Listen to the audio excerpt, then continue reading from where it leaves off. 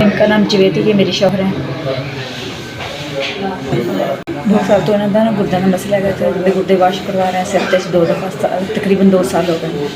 पहले इन्हों की नज़र ठीक सी, गुर्दे वाश होंदे सी, नज़र भी ठीक सी, लेकिन हुण नज़र भी बिल्कुल भी खत्म हो गई, तो बोलना भी बोल भी नहीं सकते। तो तूफान समान काढ़े च समान मिले सी, पहले 2 दफ़ा गड्डी भी इत्थे आई है, तो इन्हों नज़र नहीं आता सी, नहीं पता, तो फिर मैं हुण लैके आई हाँ। पहले सानूं नहीं पता सी, तो फिर हुण लैके आए हैं। पहले फैक्ट्री शापरा वाली फैक्ट्री काम करते थे, जो गुर्दों का मसला बच कर कुछ नहीं कर रहे। 2 साल तो असीं गुर्दे वाश करवा रहे हैं।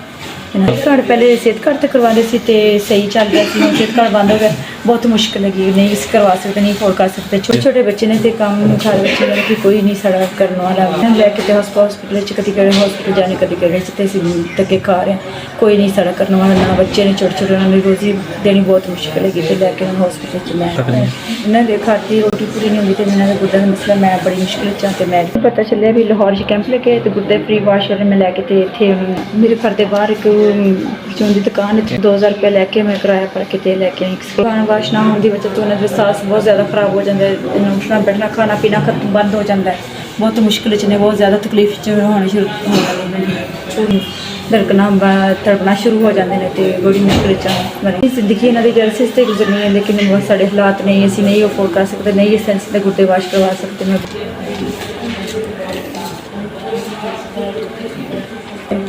16,000 रुपया, थोड़ी बड़ी मेहरबानी, तो मैंने 16,000 रुपया दिते मेरी मियाँ के ड्रेसिस वास्ते, तो 16,000 में मेरे मियाँ के गुर्दे 4 दफ़ा गुर्दे वाश हो गए। मैं बड़ी शुक्रगुजार हूँ, थोड़ी बड़ी मेहरबानी, थोड़ा एहसान है साढ़े पे, सारी ज़िंदगी भी खिलाने थोड़ा अल्लाह प्यार करेगा।